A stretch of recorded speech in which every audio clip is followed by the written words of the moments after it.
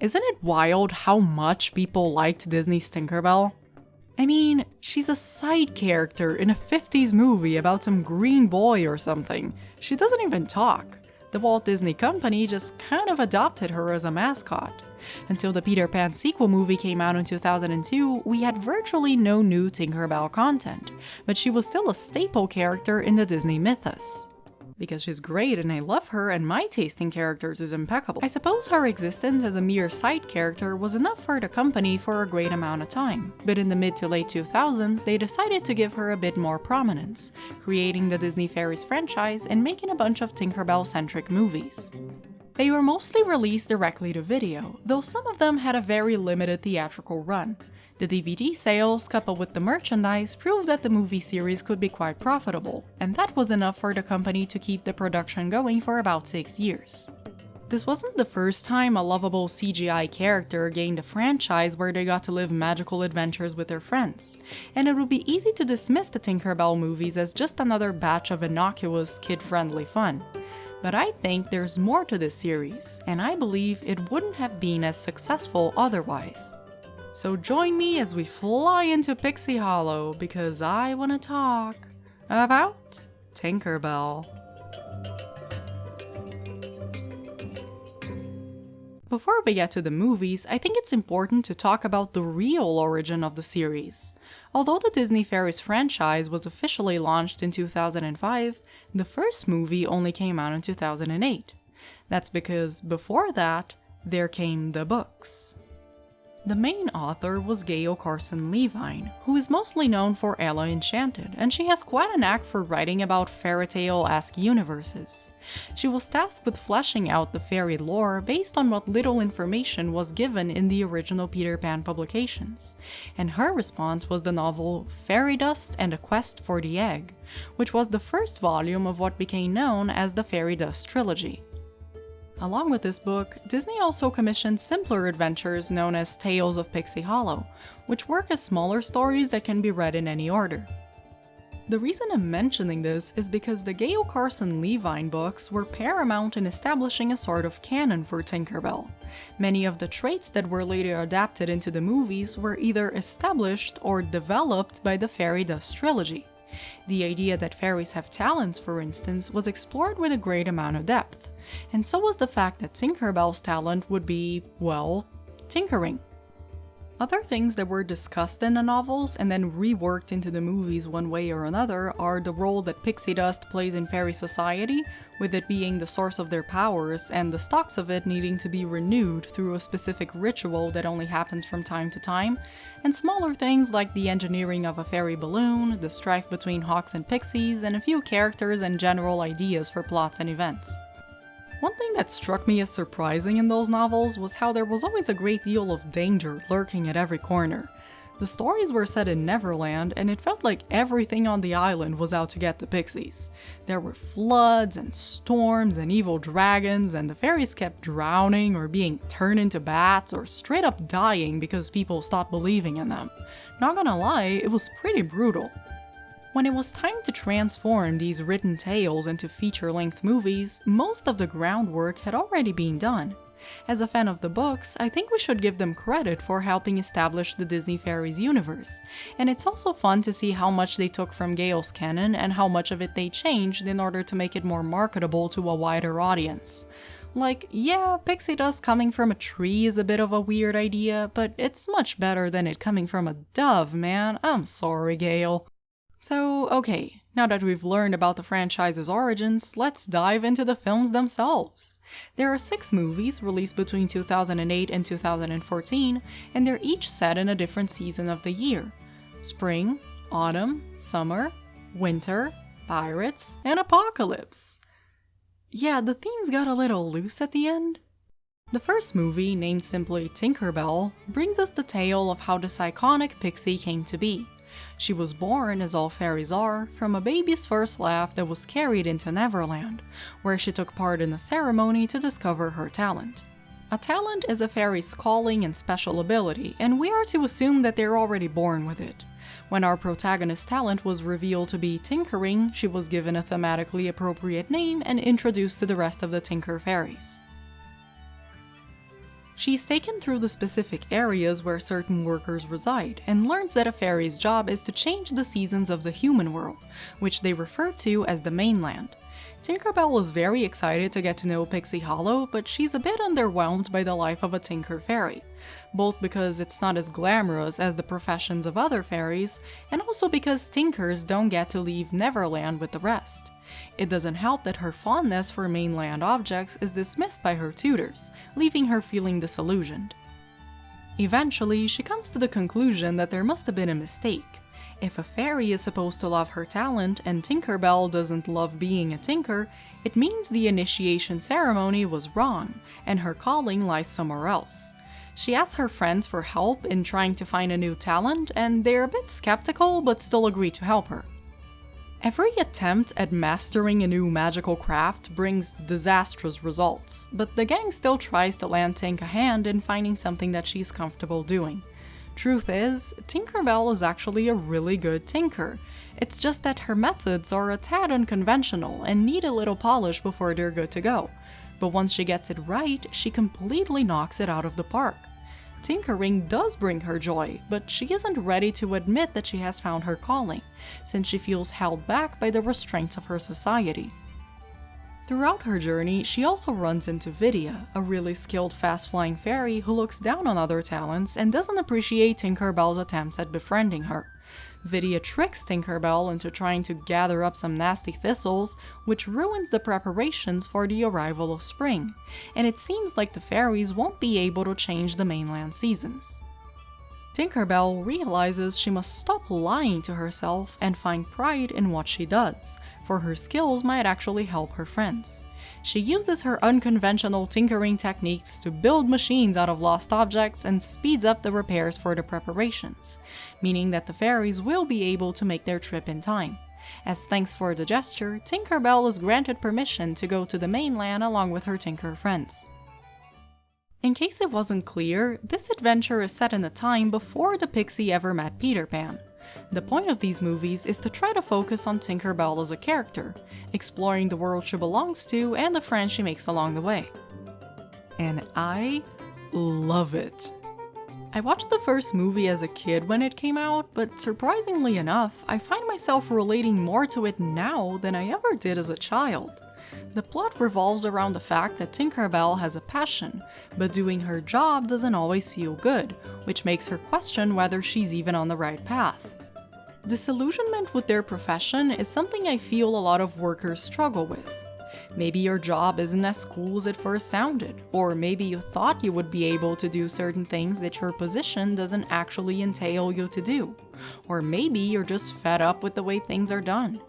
Tinkerbell had to deal with how her dream job suddenly didn't feel right anymore, and the struggles that came with trying to find something else to dedicate herself to. I also like how there seems to be a bit of a talent hierarchy.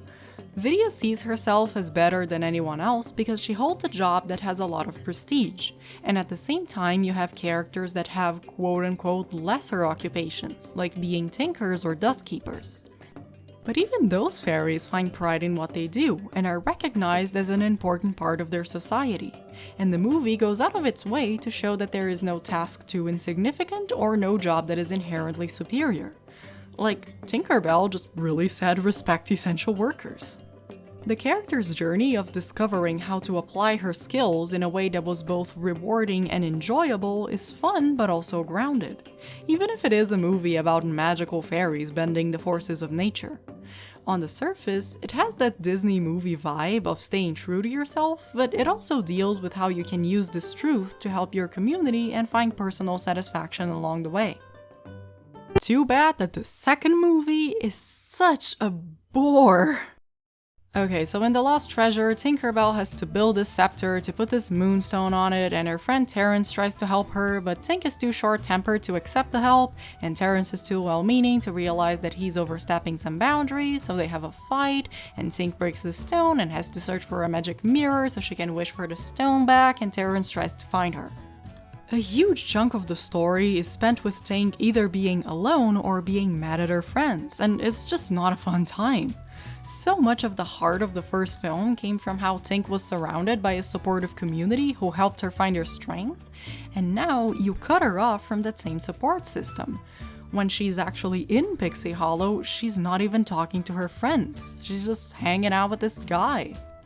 Tinkerbell fixes the problem in her own creative way and makes up with Terrence, and I don't know, everyone clapped or something. I actually think the lesson of this movie is pretty interesting. Respect your friends' boundaries, but also let yourself be helped by them. I just wish it was executed better. It's not a bad film, but I think it's the weakest of the bunch. Unlike the third movie, which is the best. In The Great Fairy Rescue, Tinkerbell spends summer in the mainland with her friends, but she is captured by a little girl who is obsessed with fairies. Now it's up to the gang to rescue her while Tink and the kid get to know each other. The character dynamics are where the story truly shines. It's raining for most of the film, so the pixies are unable to fly, and they need to work together and build a boat in order to reach Tink at the edge of the meadow. You see how much these characters value each other and how their friendship was able to evolve, and they each get a spot in the limelight as they use their talents to help the mission. Tinkerbell's conversations with the little girl are also pretty cute. Lizzie is a 9-year-old who wants to know all about fairies, and Tinkerbell is more than glad to teach her. The kid's father is a scientist who thinks Lizzie should grow out of that nonsense, and the girl can't quite seem to connect with him. There is a chase sequence involving flying through the London sky in order to stop the father from exposing fairies to the scientific community, and you really feel like the stakes are being raised. Also, can we talk about Vidya? I love Vidya. Everything about her is lifted straight from the books, from her talent to her personality and even her design.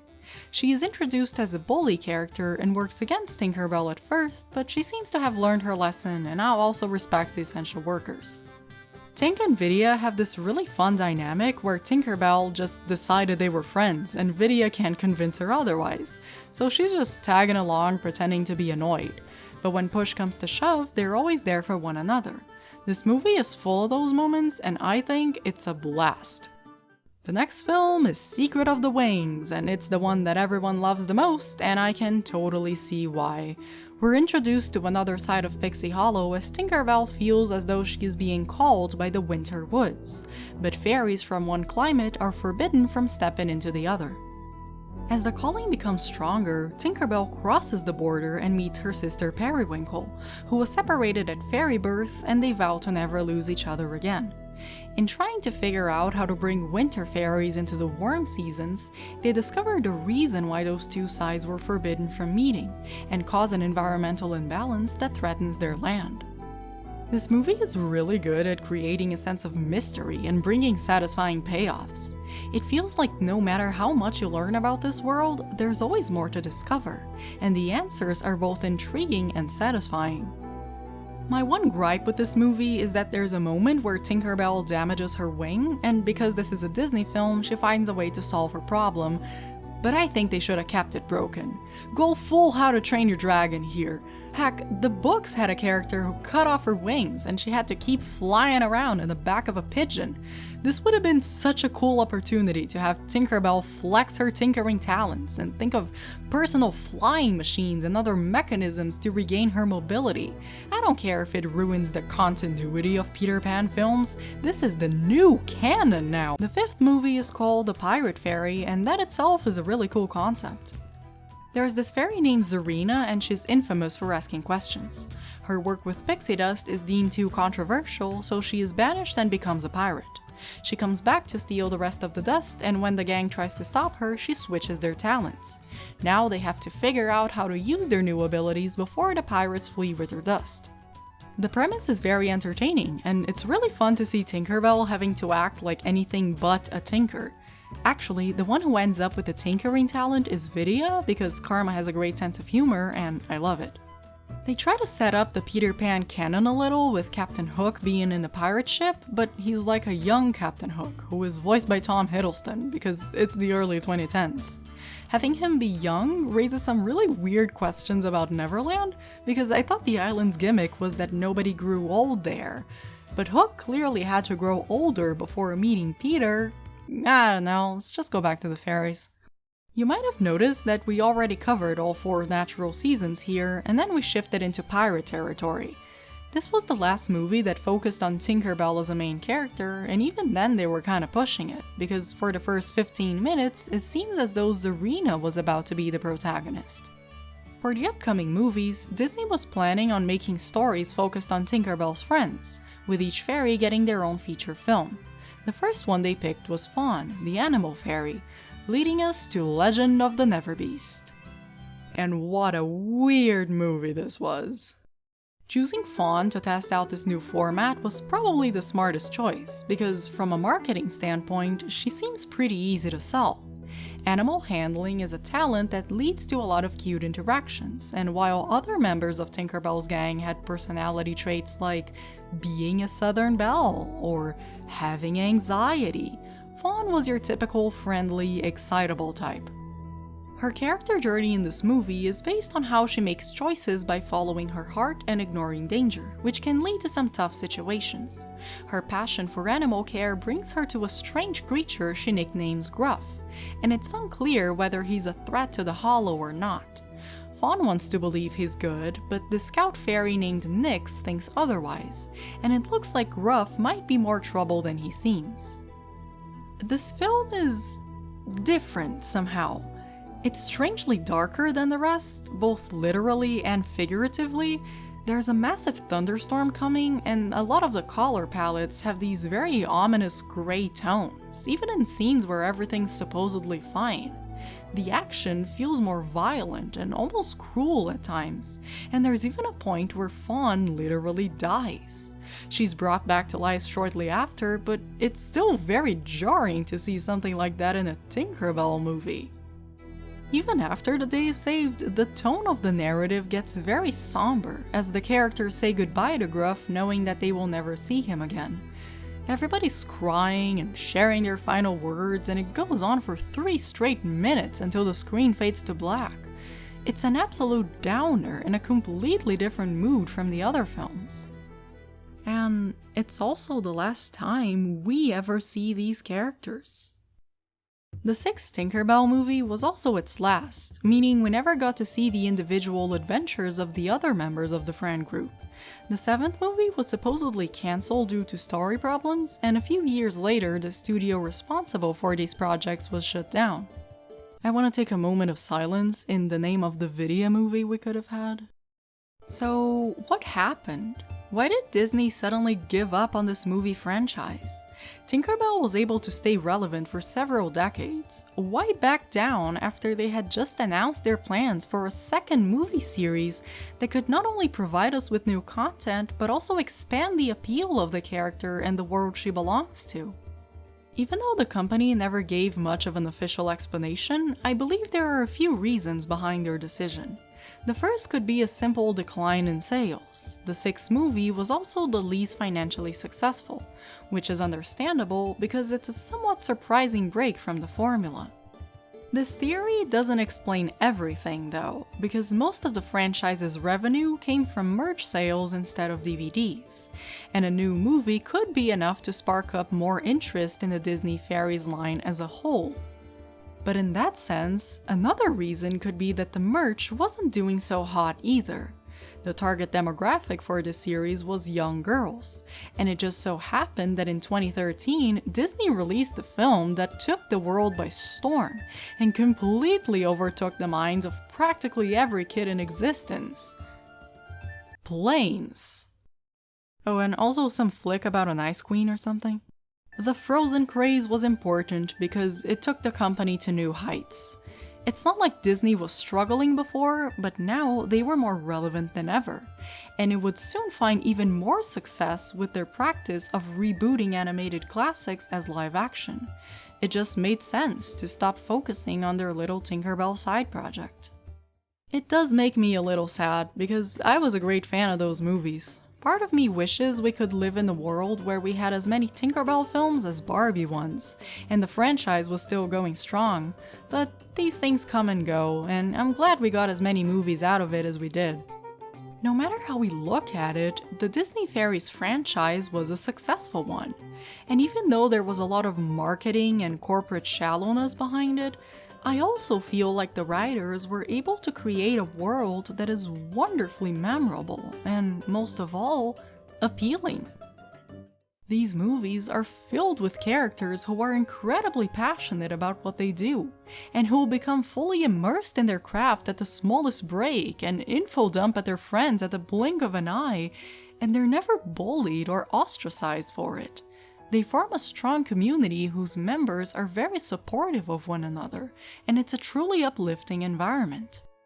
The lack of romance also surprises me. So much of media aimed at little girls has such a focus on romantic relationships, but in the Fairies movie franchise, it's only ever hinted at during the second film, and even then, they refuse to say that Tink and Terrence are anything but friends. Terrence and I barely escaped the pirate ship. Is he your boyfriend? Pixie Hollow is a world where you are sure of your calling, and you are allowed to pursue your passions. The leaders of this universe are kind and understanding, and they only want what is best for their disciples.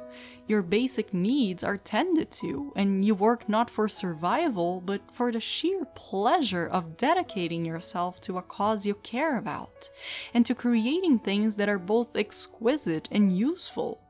You can always count on the support of your community, and your friends not only value you as a person, but also give you the time and space you need to experiment and figure out your identity.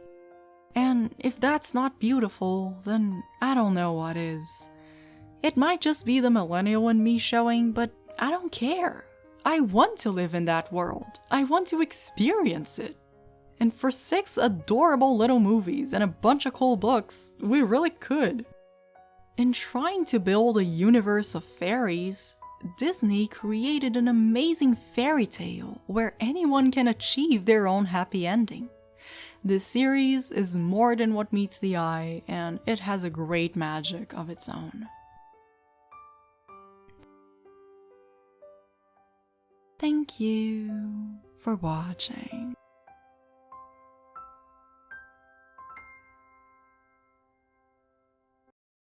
Well, hello there. It was very nice of you to watch this video. If you have enjoyed the video, you can do those cool things such as clicking the like button, subscribing to the channel, and clicking the notification bell too. You can also follow me on Twitter and share this video with your friends. If you really like what I do, you should consider supporting me on Patreon. I have linked it down in the description, and I highly recommend you check it out. Feel free to leave a comment down below, especially if it is about how much you love Tinkerbell. Thank you so much for watching, and I'll see you on my next video.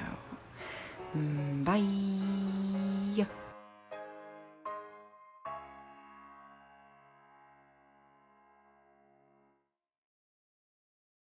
I just want to give a shout out to David Christiana for illustrating the original Fairy Dust books, because my man did not have to go this hard with the illustrations, but he did it anyway.